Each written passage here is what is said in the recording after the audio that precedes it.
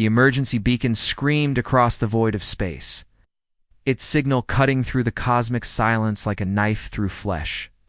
Ambassador Zix-8, 141 pressed her six-fingered hands against the communication console, her translucent blue skin flickering with bioluminescent patterns of pure terror. "Please," she whispered into the transmitter, her voice breaking. "Anyone who can hear this, ... we need help. The Devourers have found us. They're coming for the children first." Around her, the bridge of the Kethmoran evacuation ship buzzed with panicked activity. Her people tall, graceful beings with crystalline features and minds capable of processing quantum mathematics were reduced to frightened. Refugees fleeing their dying world. "Ambassador," called out Navigator Vel 229, his usual calm demeanor shattered. "Long-range sensors show 17 more Devourer ships dropping out of hyperspace. They're surrounding the system." Zix 841 closed her eyes, feeling the weight of 43 million souls aboard the evacuation fleet.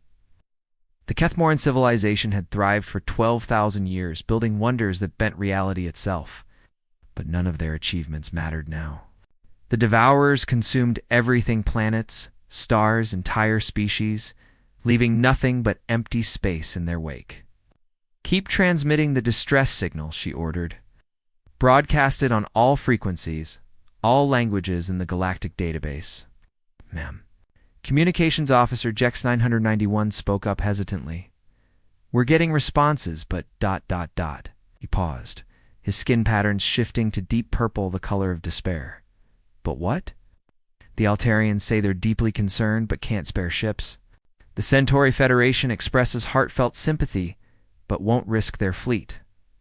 The Vegan Republic, they just cut transmission entirely." Zix 841 felt her heart sink.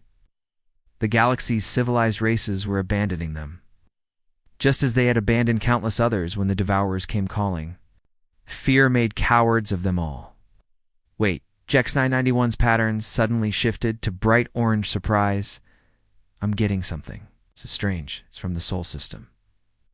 Sol, Zix 841's knowledge of galactic geography was extensive, but the name barely registered.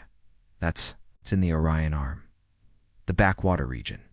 "Barely civilized, the message is ... Unusual, ma'am. It's in broken galactic standard, but..." He played the transmission. A harsh, guttural voice filled the bridge. "Attention, unknown vessel. This is Admiral Sarah Chen of the Terran Federation. We heard your call for help. Don't give up. We're coming. We're bringing friends." Silence fell over the bridge. The Kethmoran officers exchanged glances, their skin patterns cycling through confusion. "Terran?" Vel 229 asked. "Heard of this species?" "Neither have I," Zix 841 admitted. "Shh. Pull up what we know about this ... Sol system." The holographic display showed a small, unremarkable star with several planets. The third planet appeared to be some kind of death world, vast oceans, violent weather systems, and a single large moon that caused devastating tidal forces.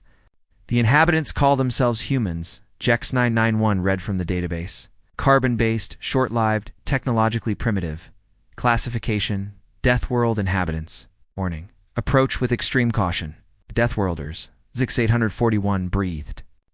Every civilized species knew the story's beings, who evolved on planets so hostile that merely surviving their homeworld turned them into something ... different. Something dangerous. Ma'am, Vel 229's voice was tight with fear. "New contacts. On long-range sensors. Ships approaching from the Sol system. By the Ancient Ones. There are hundreds of them." The tactical display lit up with approaching vessels. But these weren't the sleek, elegant ships of civilized races. These were brutal, angular constructs that looked more like weapons than spacecraft. They were moving fast, far faster than should be possible for ships of their size. "Open a channel," Zix 841 ordered, her voice barely steady. The view screen flickered to life, revealing a human face. Admiral Chen appeared to be middle-aged by human standards, with short gray hair and eyes like polished steel.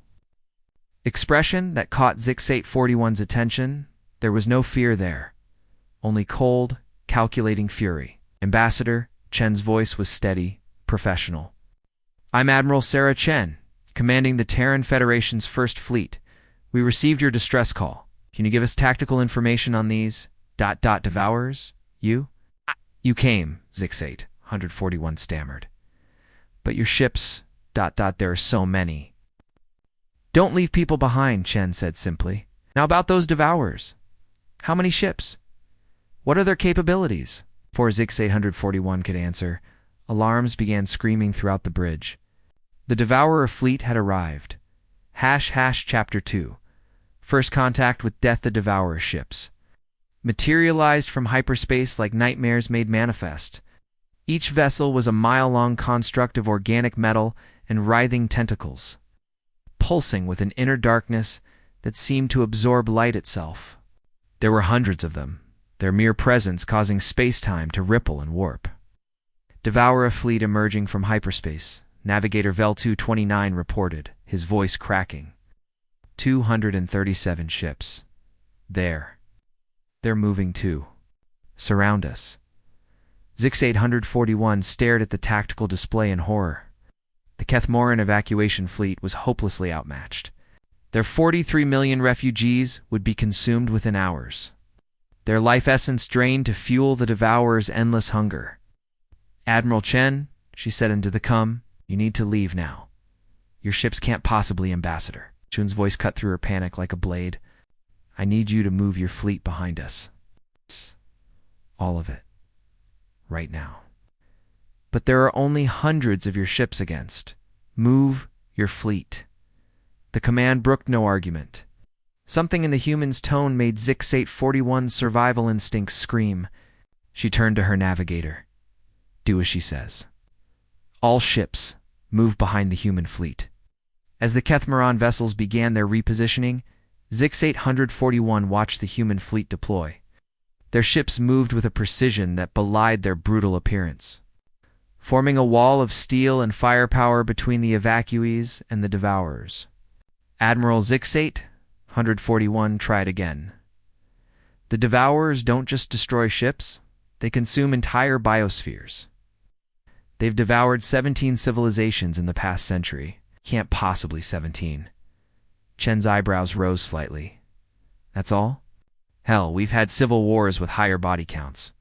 The casual way she dismissed the deaths of billions of beings sent a chill through Zix-8 41's spine. What kind of species were these humans? Incoming transmission from the Devourer fleet, Communications Officer Jex 991 announced.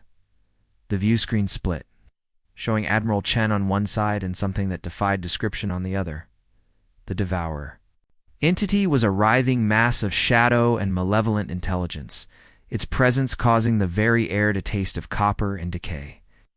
Kethmoran vessel, the thing spoke, its voice like grinding stone. Surrender your young to us, your life essence. We'll sustain our journey to the next feeding ground. Resist, and we will take all of you. New contact, Chen said calmly to her bridge crew. Species unknown, probably hostile. Threat assessment. Bioscans indicate there's some kind of energy-based parasite, came a voice from the human bridge. They're literally feeding off the life force of other beings. Estimated fleet strength. Jesus, Admiral. 237 contacts, each one the size of a city. Understood. Chen's expression didn't change. She looked directly at the Devourer entity. Unknown vessel, this is Admiral Chen of the Terran Federation. You will withdraw from this system immediately. Devourer's form shifted, what might have been amusement rippling through its shadow mass. Humans, we have heard of your species. You come from a world of death, yet you still cling to life like all the others. You cannot comprehend our power. You're right, Chen said. We can't comprehend it, but we can sure as hell kill it. The Devourer's response was to unleash a lance of pure darkness at the human flagship. The energy beam capable of cracking moons struck the ship's shields and... dissipated harmlessly, huh? Chen said, checking her displays. That tickled. Our turn. The human fleet opened fire. What followed wasn't a battle, it was a demonstration. The human weapons didn't just destroy matter, they erased it from existence. Their missiles punched through Devourer's shields like they weren't there. Their energy beams cut through the organic metal hulls like a hot knife through butter. Impossible, the Devourer entity hissed as its ships began exploding around it. No civilization possesses such firepower. You are too young, too primitive. Yeah, that's what everyone says, Chen replied, watching as another dozen Devourer ships vanished in nuclear fire. Right up until they meet us in combat. Zix-841 stood frozen, watching the slaughter unfold. The Devourers, beings who had consumed entire star systems, were being systematically annihilated by these humans. Ships that had destroyed the combined fleets of 3 civilizations were being reduced to atoms in minutes. How? She whispered. Ma'am. JEX-991 looked at her with confusion. How are they doing this? The Devourers have weapons that can shatter planets, shields that can absorb the energy of an entire star. Are the humans? Her question was answered as she watched a human ship take a direct hit from a Devourer. Planet killer weapon? The beam struck the vessel's armor. The ship kept fighting. The armor didn't even glow. What are their ships made of? She asked in wonder. Scanning now, JEX-991 worked frantically at his console. This can't be right. According to these readings, their armor is made of some kind of compressed matter. Density readings are off the charts. It's like they're building their ships out of neutron star material. That's impossible. No species has that kind of technology. Humans do. On the view screen, Admiral Chen was coordinating the battle with casual efficiency. Bravo Squadron, focus fire on the large one. Charlie Squadron, protect the evacuation fleet. Delta Squadron, sweep the flanks. The Devourer entity tried one last desperate attack, gathering its remaining ships for a final assault. The shadow mass grew larger, more terrible, as it prepared to unleash its full power. Admiral Zix-841 called out. It's channeling energy from its entire fleet. That attack will what? Chen asked, genuinely curious. Destroy everything in a 3 light-year radius. Ah, Chen nodded thoughtfully. Well, that's inconvenient. She turned to her weapons officer. Fire solution Omega. Omega, ma'am. Are you sure? Do it. A single missile launched from the human flagship. It was small, unremarkable, barely the size of a fighter craft. But as it approached the Devourer entity, Zix-841's sensors began screaming warnings she'd never seen before. The missile struck the Devourer entity and reality broke. The explosion wasn't visible in the traditional sense. Instead, space itself seemed to fold inward, creating a sphere of absolute nothingness. Everything within a 100-mile radius simply stopped existing. The Devourer entity, its remaining ships. Even light itself was swallowed by the void. When the effect ended, there was nothing left but empty space. What? Zix-841 could barely speak. What was that weapon? Vacuum decay bomb, Chen said matter-of-factly. We're not supposed to use them except in extreme circumstances, but... double quotes, she shrugged. Seemed like an extreme circumstance. The human fleet began forming up, their battle-scarred ships moving with perfect coordination.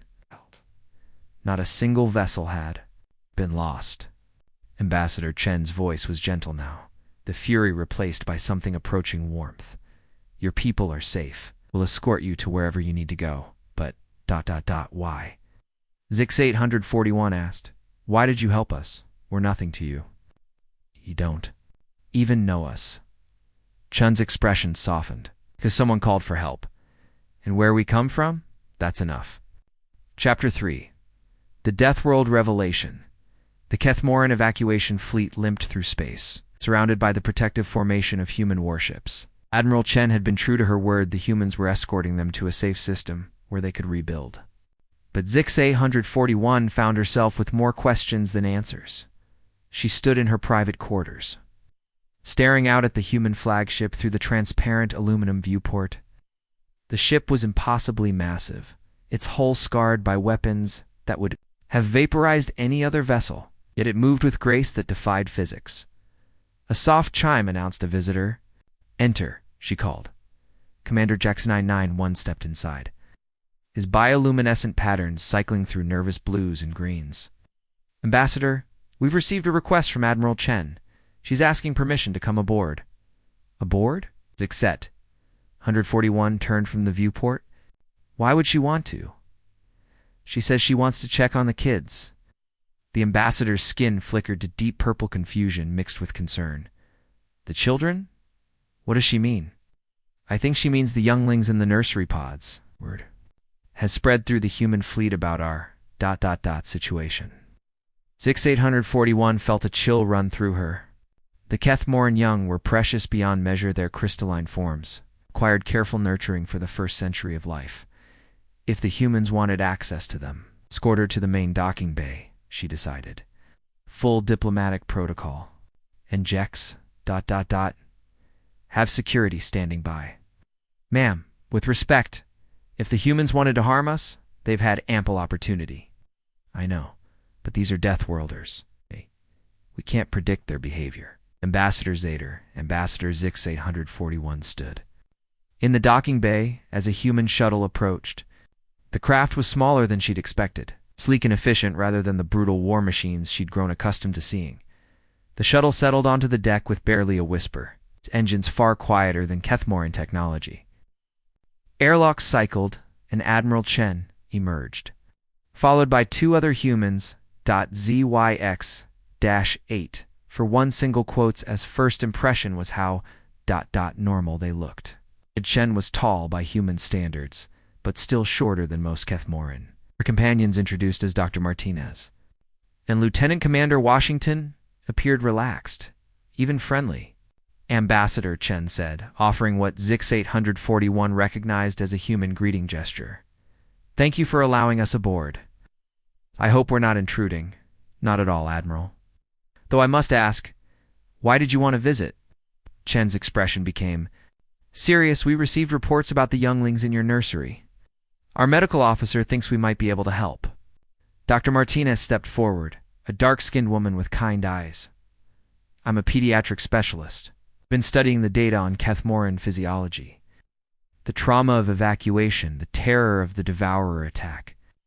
It's affecting the children's development." Zix 841 felt her patterns shift to alarmed orange.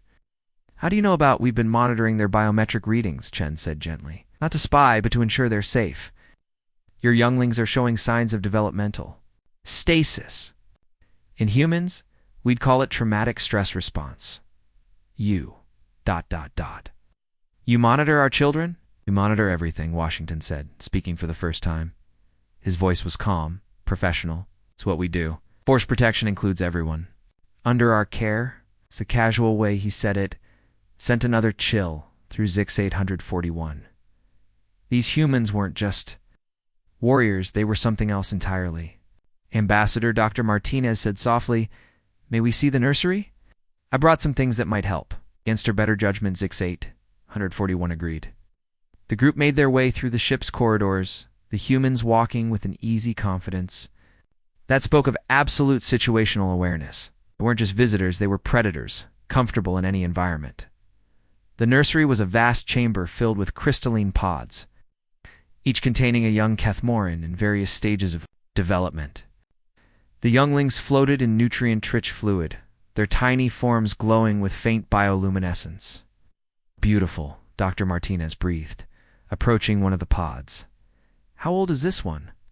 47 cycles, Zix 841 replied, watching the humans carefully, still very young by our standards. "And they're all showing the same symptoms?" Chen asked, studying the readouts. "Developmental stasis. Yes. The trauma has caused them to ... pause their growth. If it continues, they may never mature properly." Dr. Martinez knelt beside one of the pods, her movements gentle and precise. "In human children, we treat trauma-induced stasis with a combination of environmental stability and sensory stimulation." "May I?" She produced a small device from her baga, simple music player. "This is a recording of Earth's ocean waves." The frequency is similar to what they would have heard in their normal environment. The soft sound of waves filled the chamber, and immediately the younglings' bioluminescence began to brighten. Their patterns shifted from the dull gray of trauma to healthier blues and greens. "How did you know?" Zixay 141 asked, in wonder. "Because we've been where you are," Chen said quietly. "Humanity has been evacuated before. We've lost worlds, lost entire populations. We know what it's like to be refugees." "But you're so powerful." "How could you have been refugees?" Washington and Chen exchanged glances. "Ambassador," Chen said, "may I ask what you know about Earth's history? Only what's in the galactic database?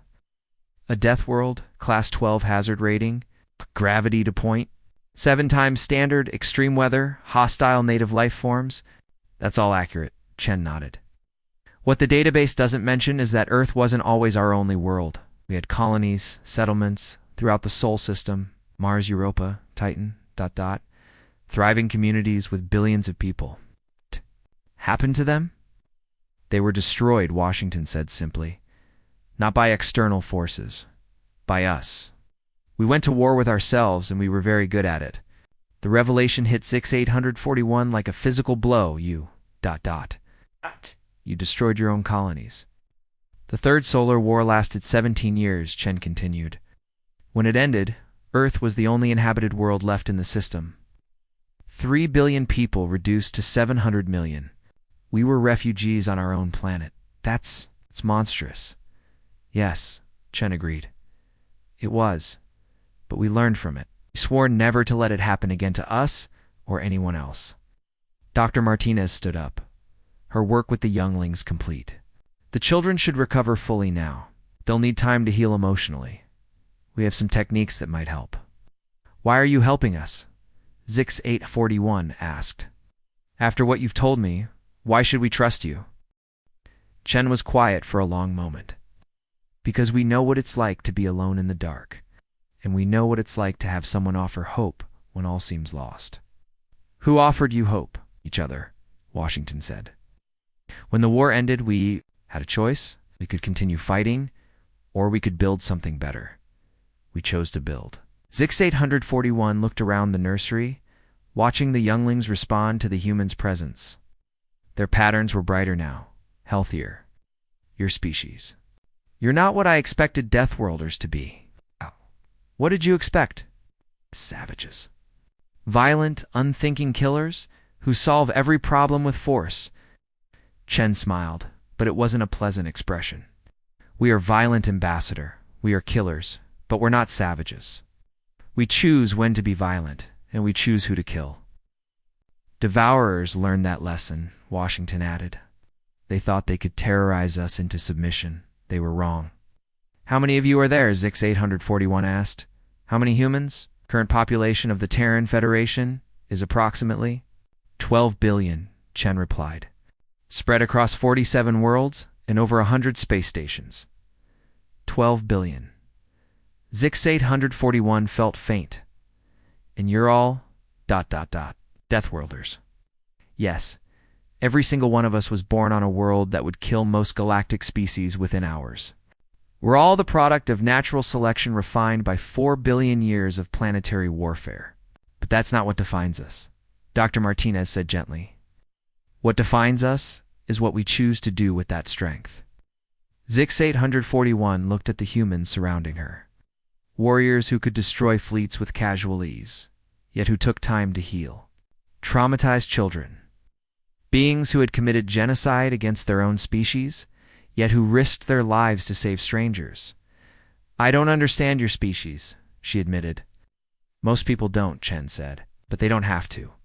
They just need to know that when someone calls for help, we answer. And if we had been hostile? If we had tried to trick you?" Chen's expression grew cold. "Then you would have learned why the galaxy fears Deathworlders." The threat was delivered. In the same gentle tone she'd used with the children, but Zix 841 felt her survival instincts scream. For just a moment, she glimpsed the predator beneath the diplomat's mask. "Admiral," she said carefully, "what happens now? When we reach our destination, we make sure you're safe." We'll help you rebuild. And then we go home. Just like that? Just like that. And if the Devourers return, if they bring more ships? Chen's smile was sharp as a blade. Then they'll learn that the human fleet they fought was just the advance guard. They haven't met the full might of the Terran Federation yet. Oh, many ships do you have? Enough, was all Chen would say. But Zix 841 caught the glance between the two officers. And she knew the truth. The humans hadn't sent their full fleet because they hadn't needed to. The force that had destroyed the Devourers was a fraction of their true strength. As they prepared to leave the nursery, Dr. Martinez handed Zix 841 a small device. This contains treatments for trauma-induced stasis, adapted for Kethmoran physiology. There are also some other things that might help. What kind of other things? Stories, Washington said. Human stories. Fairy tales, legends, myths. Children heal better when they have heroes to believe in. Why would human stories help our children? Chen paused at the doorway. 'Cause sometimes, Ambassador, the best way to heal from monsters is to believe in heroes. Sometimes, the best way to believe in heroes is to hear stories about ordinary people who chose to do extraordinary things. As the humans left, Zix 841 found herself staring at the device. In her hands, heroes. She'd never thought of the humans as heroes. They were too dangerous, too violent, too alien, but they had answered the call. When every civilized species had turned away, the Deathworlders had come with their full fleet. Maybe that was what heroes were, not perfect beings, but flawed ones who chose to help anyway. Chapter 4. The full fleet 3 days after the battle. The Kethmoran evacuation fleet arrived at the Kepler 442 system. It's a series of planets that had been uninhabited but perfect for their needs. The humans had recommended it, claiming the star was stable and the world suitable for turfome. Ambassador Zix 841 stood on the bridge of her flagship, watching as the massive human escort fleet took defensive positions around the system. Admiral Chen had kept her word. They were safe. Ambassador Communications Officer Jex 991 called out, his patterns showing excitement. We're receiving a transmission from the surface of Kepler 442b. It's from humans. Humans. But they're supposed to be escorting us. Not the view screen flickered to life, showing a human face Zix 841 didn't recognize. The man appeared to be in his middle years, with weathered features and kind eyes. Ambassador Zix 841, this is Governor Michael Rodriguez of the Kepler colony. Welcome to your new home colony. Zix 841's patterns shifted to confusion. I don't understand. We were told this system was uninhabited. It was, until about 72 hours ago. We've been working around the clock to prepare basic infrastructure. For your people, atmospheric processors, housing units, medical facilities, everything you'll need to get started. But how did you get here so quickly, and why? Rodriguez smiled. Ma'am, when Admiral Chen put out the call for volunteers, half the Federation wanted to help. We drew straws to see who got to come. Drew straws? It's a human expression. We had to choose randomly because everyone wanted to help. Zix 841 felt her world tilt. You volunteered to leave your own homes to help us. Ambassador, Rodriguez said gently, you saved 43 million lives. The least we can do is help you build new ones. Before Zix 841 could respond, Navigator Vel 229 called out urgently. Long-range sensors are detecting new contacts, multiple fleets approaching from various vectors. Devourers. Exceed. 41's patterns flashed to alarm. No, ma'am. The signatures are ... different. They're not organic, they're mechanical, and they're using various FTL technologies. Admiral Chen's voice came over the com. Ambassador, we've got company. It's multiple species, multiple fleets. They're requesting permission to enter the system. Who are they? See for yourself. The tactical display lit up with dozens of fleets approaching from different directions. Vessels, Centauri ships, vegan cruisers, and other species that had refused to help during the Devourer attack. They're all requesting to speak with you, Chen said, her tone carefully neutral. Put them through. The view screen split into multiple sections, each showing a different alien leader. The Altarian Prime Minister, the Centauri Federation President, the Vegan Republic Chancellor beings who had ignored the Kethmorans' desperate pleas for help. Ambassador Zixay 141, the Altarian Prime Minister began. His feathered crest rippling with what might have been embarrassment. We come to offer our assistance in your resettlement. Assistance. Zix 841's patterns shifted to deep red Ingar. Where was this assistance when we were facing extinction?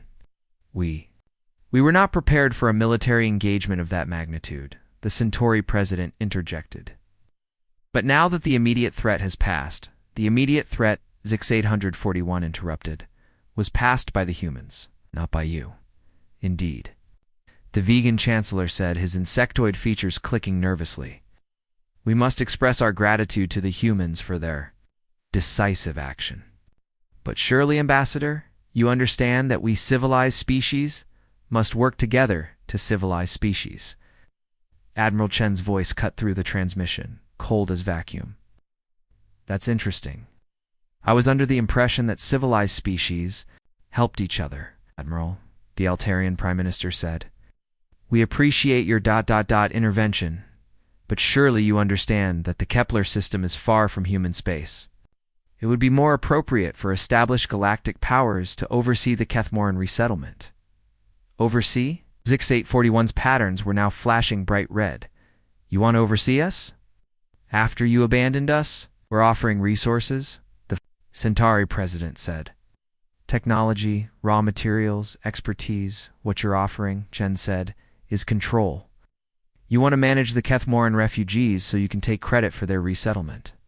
That's not the vegan chancellor began. Let me be clear, Chen interrupted. The Kethmoran are under Terran Federation protection. Any attempt to interfere with their resettlement will be considered an act of aggression. Admiral the Altarian. Prime Minister's crest flattened against his skull. You can't possibly claim sovereignty over an entire system. The galactic community won't stand for the galactic community, Chen said, had their chance to help. They chose not to. Chose differently. You're just humans, the Centauri president said, his tone growing heated. You're Deathworlders. Barely civilized savages.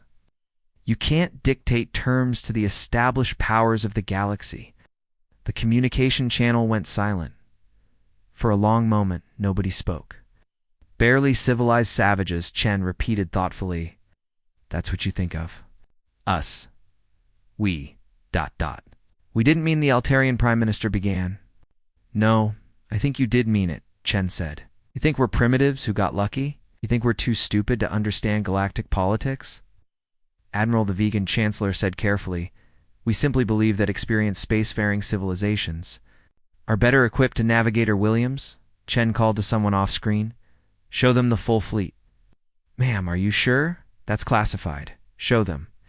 The tactical display updated, and every being watching felt their blood run cold. What they had thought was the human fleet, the few hundred ships that had destroyed the Devourers, was revealed to be a tiny fraction of the actual force. Thousands. Of ships, tens of thousands, scattered throughout the galaxy, but all part of the same vast armada. Battle groups the size of entire civilizations' fleets. Dreadnoughts that dwarfed space stations. Weapons platforms that could crack planets. Sweet. Mother of Stars, the Altarian Prime Minister whispered. This is just the active fleet, Chen said conversationally. We also have the reserve fleet, the system defense forces, and the civilian ships that can be converted to military use in about 6 hours. How many ships do you have? Centauri President asked, his voice barely audible. Enough, Chen replied. More than enough. We've been exploring the galaxy for 3 centuries, establishing colonies, building infrastructure. We've been preparing. Preparing for what? For this? For the day when civilized species would prove they're not so civilized after all. Zix 841 stared at the display, her mind reeling. The humans weren't just powerful, they were the most powerful force in the galaxy. They had been for centuries, but they'd hidden it. Why? She asked. Why hide your strength? Yikes. Because we hoped we wouldn't need to use it, Chen said. We hoped that other species would choose to be better than they are. But every time there's a crisis, every time someone needs help, the civilized species find excuses to look the other way. So you watch, the vegan chancellor said, understanding dawning in his compound eyes. We watch and wait. We watch and wait, Chen confirmed. And when someone calls for help, we answer. It's not with diplomacy or excuses or political maneuvering. We answer with the full weight of human resolve. And if we had answered the Kethmoran's call for help, the Altarian Prime Minister asked, Then we would have been grateful for your assistance and worked alongside you as equals. But we didn't. No, you didn't. The alien leaders exchanged glances, the weight of their failure heavy in the silence. What happens now? The Centauri president asked. Now Chen said, you leave. The Kethmoran are under our protection. Any attempt to interfere with their resettlement will be met with appropriate force. And if we refuse, Chun's smile was sharp as a blade, then you'll learn why the galaxy should fear Deathworlders. One by one, the alien fleets began to withdraw. The beings who had refused to help were now faced with the reality of human power, and they chose discretion over valor. Admiral Zix-841 said after the last alien ship had departed, "May I ask you something?" "Of course." "How long have you been watching us? Watching the galaxy?" Yes. "Since we first reached the stars," Chen admitted.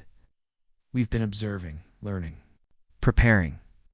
We knew that someday we'd need to choose between being the galaxy's guardians or its conquerors. And you chose to be guardians. We chose to be protectors. There's a difference." "What difference?" "Guardians protect because it's their job. Protectors protect because it's their choice." Zix-841 looked out at the human fleet. These impossible beings who had crossed the galaxy to answer a stranger's call for help. "Will you stay? Help us rebuild." "For as long as you need us," Chen said, "but eventually you'll need to stand on your own. That's what freedom means. And if the Devourers return, if they bring more ships?" Chen's expression grew serious. "Ambassador, there's something you need to understand about the Devourers. They're not just raiders or conquerors. There's something else entirely." "What do you mean they're survivors?" "It's the last remnants of a species that consumed their own galaxy. They've been traveling through intergalactic space for millions of years, devouring everything they encounter." Zix-841 felt her patterns shift. To deep purple fear mixed with confusion? Their own galaxy? But that's impossible. No species could consume an entire galaxy. They could. They did. And now they're here, in our galaxy, following the same pattern. World by world, species by species, until there's nothing left. How do you know this? Because we've been tracking them for 50 years. Ever since they first appeared in our galaxy, we've been preparing for this war for half a century. The revelation hit Zix-841 like a physical blow. You knew they were coming. You knew they would attack us. You knew they would attack someone. We just didn't know who or when. Chen's voice was heavy with regret. "We tried to warn the galactic community, but they dismissed us as paranoid Deathworlders. So you prepared alone." "We prepared alone, built fleets, developed weapons, trained soldiers. We turned our entire civilization into a war machine designed for one purpose: to stop the Devourers before they could consume our galaxy." Zix-841 stared at the human admiral, seeing her with new eyes. "The fleet that saved us? It wasn't a rescue mission. It was a military operation. It was both," Chen said. "We couldn't let the Devourers establish a foothold in civilized space. But we also couldn't let 43 million innocent people die. So you killed two birds with one stone. We did what we had to do." Navigator Vel 229 suddenly called out, his patterns flashing urgent orange. "Long-range sensors are detecting massive energy signatures. Something's coming out of hyperspace." "Devourers?" Zix-841 asked, though she dreaded the answer. "No, ma'am. The signatures they're human." The tactical display updated, showing new contacts emerging from hyperspace. But these weren't the sleek warships of Admiral Chen's fleet. These were massive constructs, each one the size of a small moon, bristling with weapons that defied comprehension. Admiral Zix-841 said, her voice barely steady, "What are those?" Chen looked at the display, and for the first time since Zix-841 had met her, the human looked tired. "Those are the World Breakers, the Terran Federation's ultimate weapons." "Ultimate weapons?" Ships designed to fight the Devourers on equal terms. Each one carries enough firepower to sterilize a solar system. But why are they here? The Devourers are already defeated, because the Devourers we fought were just scouts. The main fleet is still out there, and they're coming. As if summoned by her words, space itself began to tear. Massive rifts opened in the fabric of reality, and through them came the true Devourer fleet. Thousands of ships, each one larger than the scouts, their organic hulls pulsing with malevolent energy. By the Ancient Ones, Vel 229 whispered, there are so many of them. Tactical assessment. Chen called to her bridge crew. 47,000 Devourer ships, each one significantly larger than the scouts we encountered. They're moving to surround the system, and our forces? 1,700 ships in the immediate area. The world breakers are still 30 minutes out. Zix 841 felt despair wash over her. The humans had seemed invincible, but they were outnumbered 25-1. Admiral, you need to evacuate. Your people. Save who you can. No, Chen said simply. No, we don't run. We don't retreat. We don't abandon people who need our protection. But you can't possibly win. There are too many of them. Chen's smile was cold as space. Ambassador, you're about to learn why the Terran Federation is the most feared military force in the galaxy. She turned to her communications officer. Send a message to all human ships. Priority Alpha authorization. Execute. Ma'am, Protocol Omega is executed. The human fleet began to change. Ships that had seemed large before suddenly revealed themselves to be even larger, their hulls unfolding like deadly flowers. Weapons emerged from hidden compartments. Shields flared to life with energies that made space itself ripple. But it wasn't enough. Even with their revealed power, the humans were still vastly outnumbered. Then the world breakers arrived. The massive ships dropped out of hyperspace like falling moons, their presence causing gravitational distortions that could be felt across the system. They moved with impossible grace for their size, taking positions between the human fleet and the Devourers. All ships. Chen's voice echoed across the human fleet. This is Admiral Chen. Today we face an enemy that has consumed galaxies. They believe they can do the same to ours. They are wrong. The Devourer fleet responded by opening fire. Thousands of energy beams lanced out, each one capable of destroying a planet. They struck the human shields and ... were absorbed. It's fascinating, Chen said, watching the display. Their weapons are exactly what our intelligence suggested. Pity they won't be enough, Admiral Zix 841 asked. The Devourers consume energy. They drain the life force from living beings, the power from stars, even the structural integrity of matter itself. But they've never encountered weapons designed specifically to counter their abilities. What kind of weapons? The kind that don't use energy. The kind that bypass their defenses entirely. The kind that attack the fundamental forces that hold reality together. The human fleet opened fire and reality screamed. The weapons they unleashed weren't energy beams or missiles. They were attacks on the basic laws of physics. Gravity wells that crushed ships into singularities. Temporal fields that aged hulls to dust in seconds. Quantum disruptors that made matter forget how to exist. The Devourer ships, beings that had consumed entire star systems, began dying by the hundreds.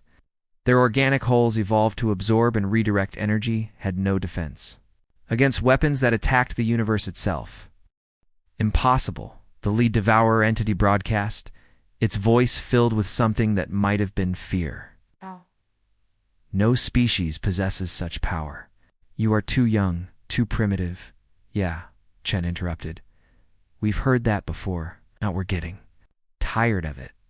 A world breaker fired its main weapon, a beam of pure entropy that unmade everything it touched. The blast struck the Devourer command ship and erased it from existence, along with everything within a 1,000-mile radius. Surrender. Chen broadcast to the remaining Devourers. Leave this galaxy and never return. This is your only warning. The Devourers' response was to attack with renewed fury, throwing everything they had at the human fleet. Ships the size of cities launched themselves at the human lines, their hulls crackling with consumed energy. They might as well have been attacking a mountain with soap. Bubbles, the human fleet didn't just win, they obliterated the enemy. In less than an hour, the Devourer fleet was reduced to scattered atoms drifting in space. The beings that had consumed galaxies were themselves consumed by weapons that defied comprehension.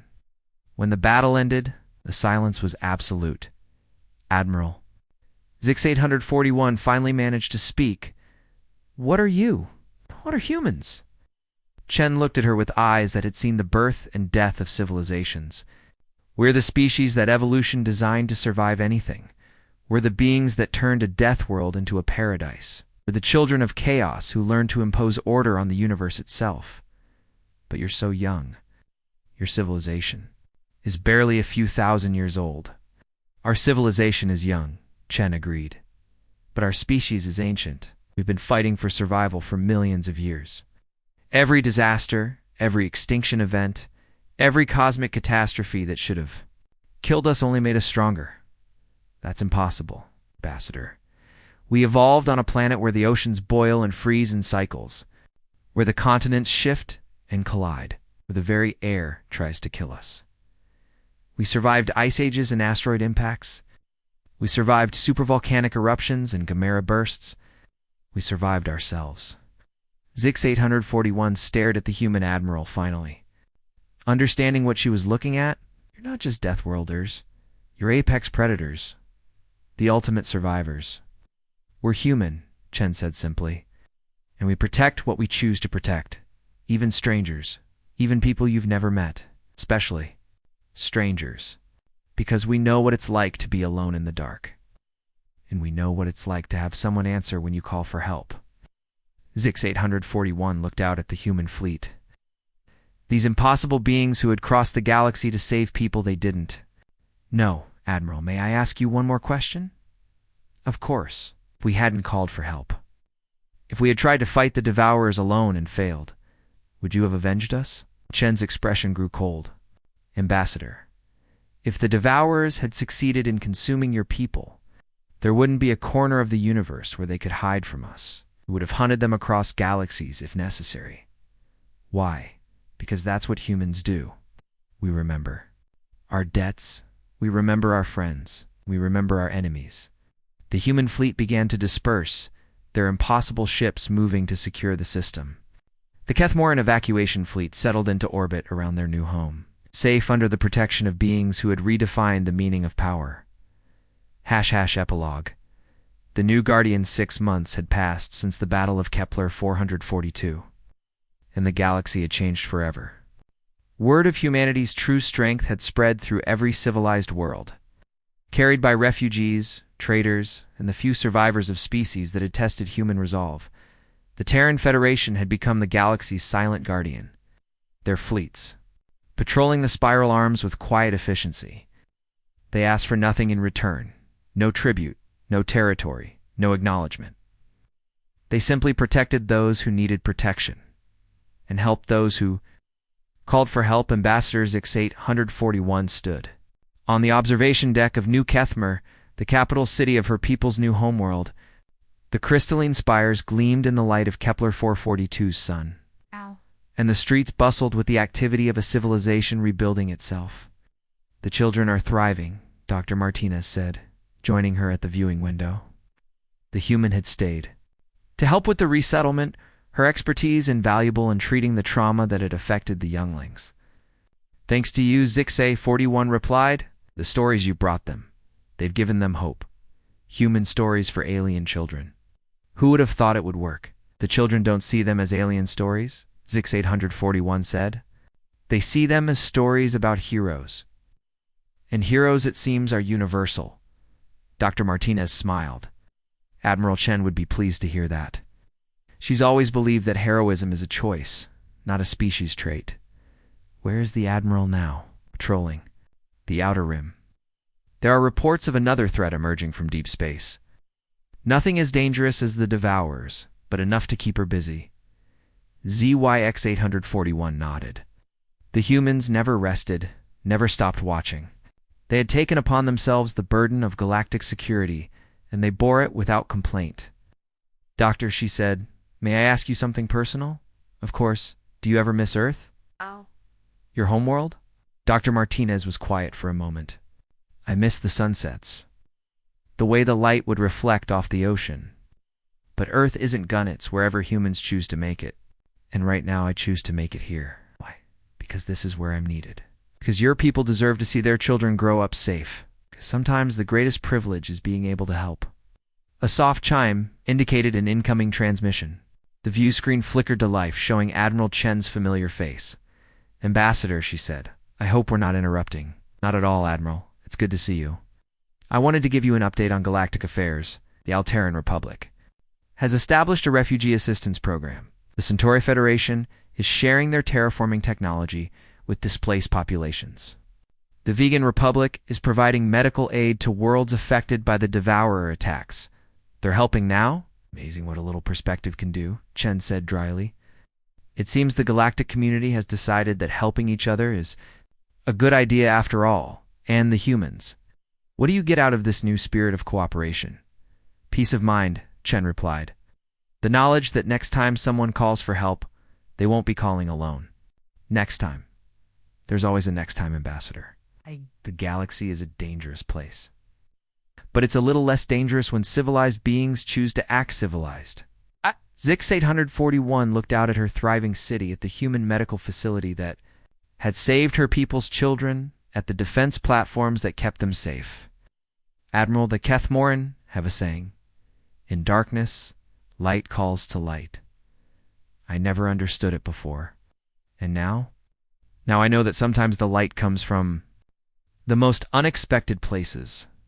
Sometimes it comes from Deathworlders who choose to be heroes. Chun's smile was warm, genuine. We're all capable of being heroes, Ambassador. Base. We just need to choose to answer when someone calls for help. The transmission ended, leaving Zix 841 and Dr. Martinez alone with their thoughts. Outside the sun! Set over New Kethmer, painting the crystal spires in shades of gold and amber. Dr. Zix 841 said, There's something I need to tell you. Something I've been wanting to say for months. What's that? Thank you. Not just for the medical help or the stories or the protection. Thank you for showing us that even in the darkest times, there are beings willing to cross the galaxy to help strangers. Dr. Martinez placed a gentle hand on the ambassador's shoulder. Thank you for calling for help. Thank you for trusting us. Thank you for reminding us why we do what we do. As night fell over New Kethmer, the stars emerged. In all their glory, somewhere among them, human ships patrolled the darkness, ready to answer the next call for help. The galaxy was vast and dangerous, filled with threats that defied imagination, but it was also filled with hope. Because when the darkness gathered and the monsters emerged, when civilized beings abandoned their principles and refugees cried out in desperation, the Deathworlders would come. They would come with their full fleet. They would come because someone had called for help, and that, the galaxy had learned, was enough.